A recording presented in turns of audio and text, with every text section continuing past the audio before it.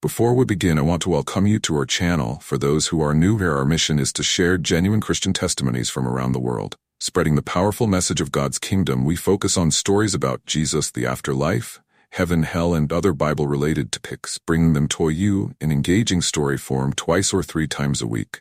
We invite you to become a member of this family by subscribing to our channel. God bless you as you sow. Today's experience is that of a brother who was a chronic drunkard, but by God's mercies he's now a commitment Christian Hidid and was shown shocking things in hell. Stay to the end to fully understand his experience. I will begin reading a sent to us. My name is Lucas Noah. Growing up, I was always surrounded by a blend of family and the broader environment that seemed to affect me in different directions. But there was one figure who stood out more than anyone else: my uncle. He wasn't just a relative. He was like a mentor, a guide, though not in the way most people would expect from a young age. My uncle was a constant presence in my life. He always had a way with people. And wherever he went, I was usually tagging along. My parents were busy working, trying to make ends meet, and they trusted him to look after me. I looked up to him. He seemed to know everyone, and everyone seemed to like him. But there was something else about Maside that as a child, I didn't fully understand. Whenever we walked down the street, my uncle would bump into friends, and more often than not they'd head to a local bar. I still wonder why till today. None of them could advise him to stop exposing me to such a lifestyle. Or why didn't those bar prohibit him from taking me along into such adult gathering event? Oh, it's just for few times, but it doesn't matter. I began to notice the way my uncle would sip his drink, the way he seemed to relax with every sip. It fascinated me, though I didn't realize it. Then that fascination would become something much more dangerous. My uncle's friends, many of whom were regulars at the bar, started to recognize Misha's little buddy. They'd pat me on the back, ruffle my hair, and sometimes even joke about how I'd be joining them for a drink when I was old enough. These moments seemed harmless at the time, just adults being friendly, but they planted seeds that would later grow into something I couldn't control. As I grew older, my bond with my uncle only strengthened. He was always there, and I admired him more than anyone else. My introduction to alcohol was like being handed a key to a world that had always seemed mysterious and exciting. My uncle, the man I admired so much, is the one who opened that door for him. I still remember the first time he handed them a beer. We were sitting on the porch after a long day, and he casually passed me the bottle, saying, "You're old enough to handle this, right?" I didn't hesitate. It took that bottle took. As I pan felt a strange mix of pride and excitement. Tasted bitter, unfamiliar, but there was something about it that drew me in. First, it was just a cipher, and there my uncle never pushed me, but he didn't stop me either. Whenever we were out, he'd order a drink for himself, and slowly I started doing the same. It became a habit, something we did together. It made me feel grown up, like I was part of his world. What I didn't realize was that every sip was pulling me deeper into a lifestyle that would eventually consume me. The descent into alcoholism wasn't sudden, it was gradual, almost imperceptible. What started as an occasional drink quickly became more frequent. I began to crave that feeling, the warmth in my chest, the way it made the world seem a little less sharp around the edges. It became my way of coping with the stresses of life, the challenges I didn't want to face. Every drink took me a little further away from reality, a little deeper into a haze where everything felt easier, even if just for a moment. I started seeking out those moments more and more. I'd find excuses to drink, celebrations, bad days, even boredom. It didn't take long before Eon drink turned into several, and what was once a casual habit became an Eid. I couldn't get through a day without it.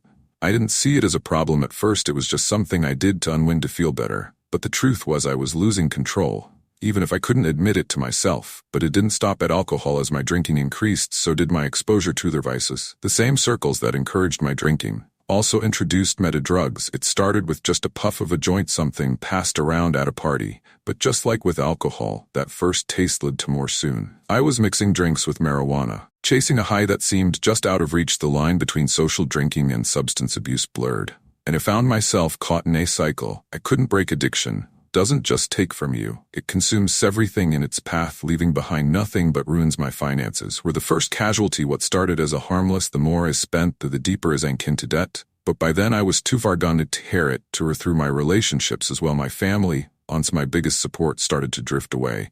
They tried to help, at first offering advice, pleading with me to get my act together, but I was stubborn, defensive. I couldn't see that my addiction was the problem, so I pushed them away. The few friends I had left didn't fare much better. Those who didn't share my habits slowly disappeared from my life. They got tired of the drunken calls in the middle of the night, the broken promises, and the constant excuses. The friends who stayed around were just as lost as I was, and we enabled each other's vices. I became a shadow, my former self, unrecognizable event to myself. My health deteriorated rapidly. It was just another day in my bleak drewn out of marijuana and needed to fix. The dealer I usually bought from wasn't far, just a few blocks away in a rundown part of town that had become all too familiar to me.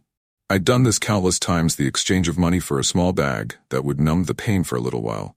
But that day something was different. The dealer, a man I'd known for years, seemed one Gia. I handed him the money expecting the usual transaction to go smoothly, but instead he started arguing over the amount.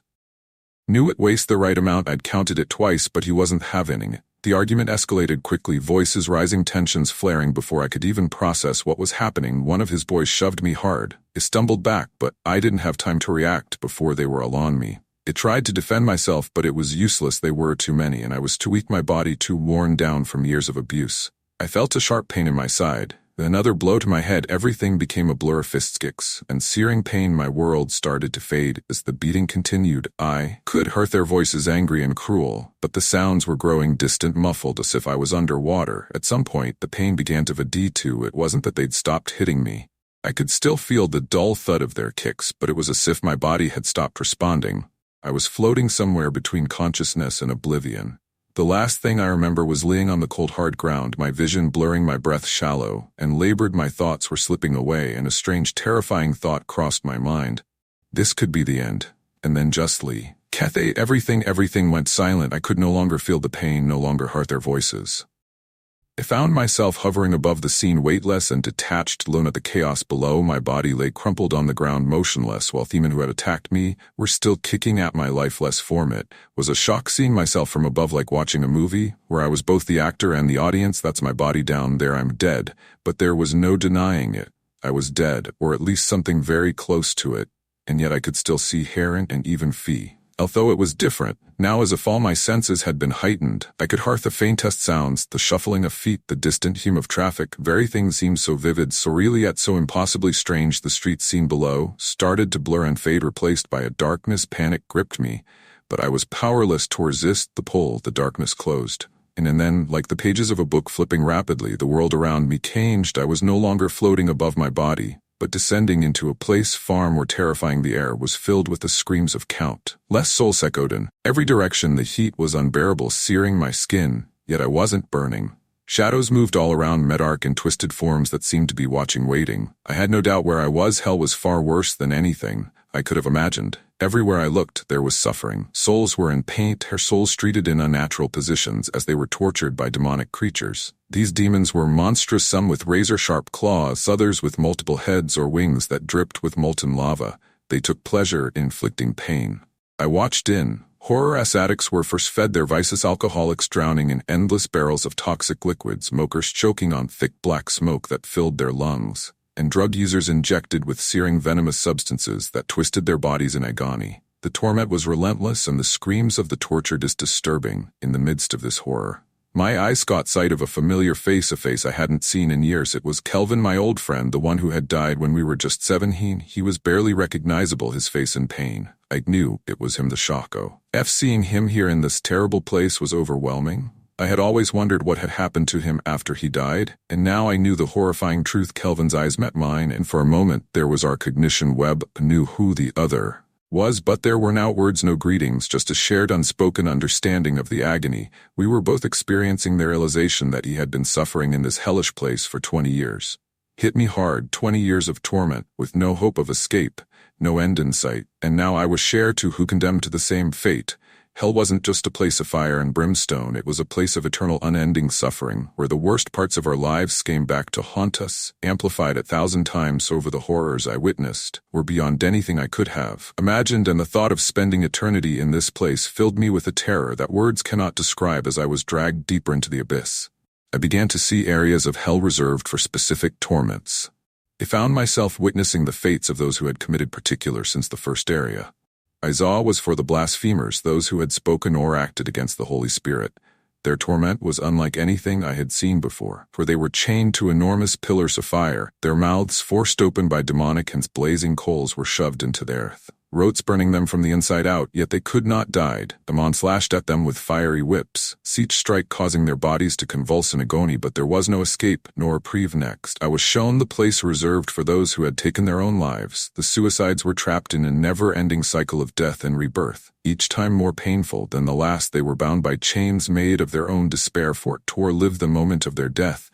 Over and over again I saw them flinging themselves into pits of fire, only to be resurrected at the edge of the pit, but tormented by the searing pain they had just endured. Each time they were resurrected, they seemed more broken, more hollow, but the cycle never ended. Their faces were etched with eternal sorrow, a reflection of the hopelessness they had felt in life, now magnified 1,000-fold in death. In another area I saw those who had deceived others in the name of God, false pastors and religious leaders who had twisted the truth for their gain. They were tormented by the very lies they had spread. Each one was forced to wear a crown of thorns, the points digging deep into their skulls, while demons whispered their false teachings back to them, the words like acid in their ears. Their hands were bound by heavy chains of gold, the symbol of the wealth they had accumulated through deception, and they were dragged through the fiery pits by these chains. Their cries for mercy were met with cruel laughter from the demons, who tortured them, reminding them of the souls they had led astray. The fire consumed them, slowly burning away the deceitful masks they had worn in life, leaving nothing but the raw, tormented souls beneath. In the midst of the unbearable torment, just when I thought all hope was lost, something unexpected happened. I felt a force, a presence that cut through the darkness of hell. It was unlike anything I had experienced there. I felt something like a hand gripping me by the waist. The touch was firm, and it began to lift me, pulling me away from the demons that tormented me. The pain and suffering around me began to ease. I was lifted higher and higher away from the fire, the screams and the endless agony. It was as if a powerful force was rescuing me from the depths of hell, and all I could feel was an overwhelming sense of relief. As the torment began to disappear, before I knew it, I found myself back in my body. The first thing I became aware of was the environment of the hospital. The bright lights above my chest felt the AV in my body act as though it had been through an unimaginable ordeal. I struggled to take a breath, me lungs burning as if they were waking up after a long slumber. In the days that followed, as I lay in the hospital bed recovering, I was told that I had been unconscious for about 21 days. The news was shocking, because to me it felt like only a few hours had passed since the attack I had experienced. In that other realm, what felt like a journey of a few hours had somehow spanned nearly 3 weeks in the physical world. As I began to recover in the hospital, I had plenty of time to reflect on the experience that had changed my life forever. Every time I closed my eyes, I could still feel the heat of the flame's heart, the cries of those who were trapped, and see the despair in their eyes. I realized that I had narrowly escaped a fate that could have been mine for eternity. As I reflected, one decision became clear to me. I had to quit smoking and turn my life around. The thought of returning to the habits that had led me down such a dark path was unbearable. I knew that I couldn't continue living the way I had been. The craving for cigarettes, alcohol, and drugs still lingered, but the fear of... Before I knew it, I found myself back in my body. The first thing I became aware of was the environment of the hospital. The bright lights above my chest felt the AV in my body act as though it had been through an unimaginable ordeal. I struggled to take a breath, my lungs burning as if they were waking up after a long slumber. In the days that followed, as I lay in the hospital bed recovering, I was told that I had been unconscious for about 21 days. The news was shocking, because to me felt like only a few hours had passed since the attack. What I had experienced in that other realm, what felt like a journey of a few hours, had somehow spanned nearly 3 weeks in the physical world. As I began to recover in the hospital, I had plenty of time to reflect on the experience that had changed my life forever. Every time I closed my eyes, I could still feel the heat of the flame's heart, the cries of those who were trapped there, and see the despair in their eyes. I realized that I had narrowly escaped a fate that could have been mine for eternity. As I reflected, one decision became clear to me. I had to quit smoking and turn my life around. The thought of returning to the habits that had led me down such a dark path was unbearable. I knew that I couldn't continue living the way I had been. The craving for cigarettes, alcohol,